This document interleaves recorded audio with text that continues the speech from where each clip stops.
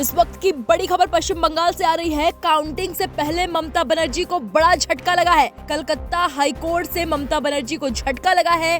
TMC की याचिका high court ने खारिज कर दी है। काउंटिंग को लेकर ये याचिका थी। बता दें कि कलकत्ता हाईकोर्ट ने तृणमूल कांग्रेस की उस याचिका को खारिज कर दिया है जिसमें आरोप लगाया गया है कि बंगाल विधानसभा चुनाव में मतगणना के लिए पर्यवेक्षक के रूप में निर्वाचन आयोग द्वारा केवल केंद्रीय कर्मी ही नियुक्त किए गए हैं। मामले की सुनवाई न्यायमूर्ति कृष्णा राव ने स्पष्ट कहा कि चुनाव आयोग का फैसला पूरी तरह वैध है। सुनवाई के दौरान याचिकाकर्ता के वकील और टीएमसी सांसद कल्याण बनर्जी ने दावा किया है कि चुनाव वाले किसी अन्य राज्य में ऐसी नियुक्तियां नहीं की गई।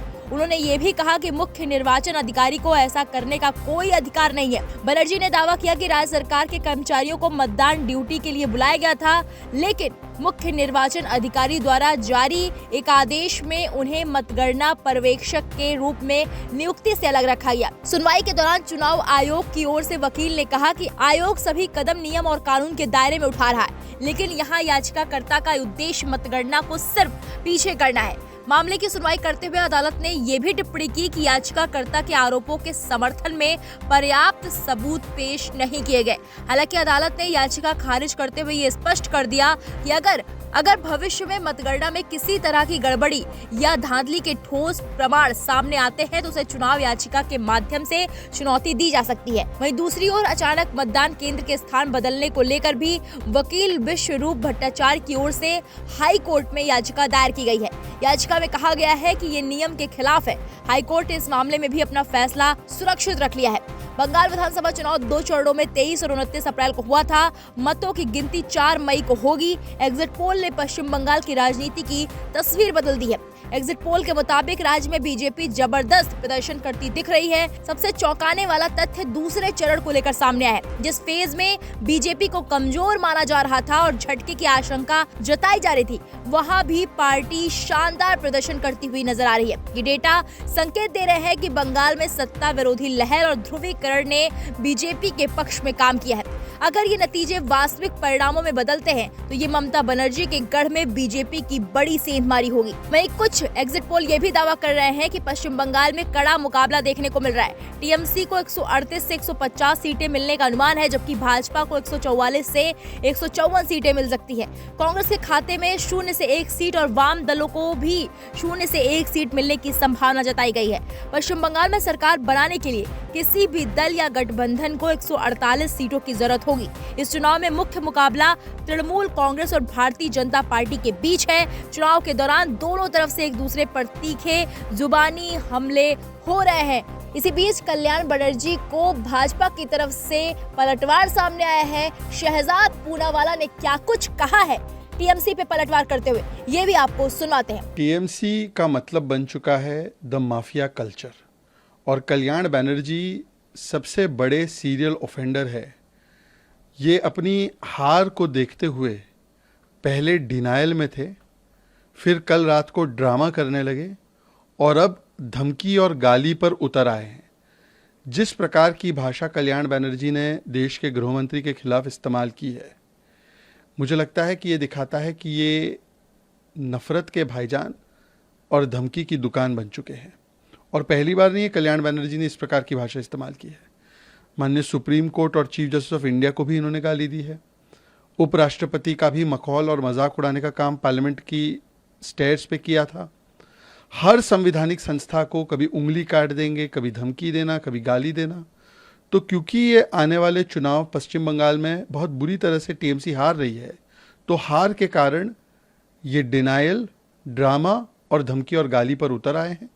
जो लोग संविधान बचाने की तथाकथित बातें करते हैं, जब इस प्रकार की बातें की जाती है गृहमंत्री के खिलाफ, उस पर उनकी कोई टिप्पणी नहीं आती। परंतु एक बात स्पष्ट है कि टीएमसी 4 मई को जा रही है।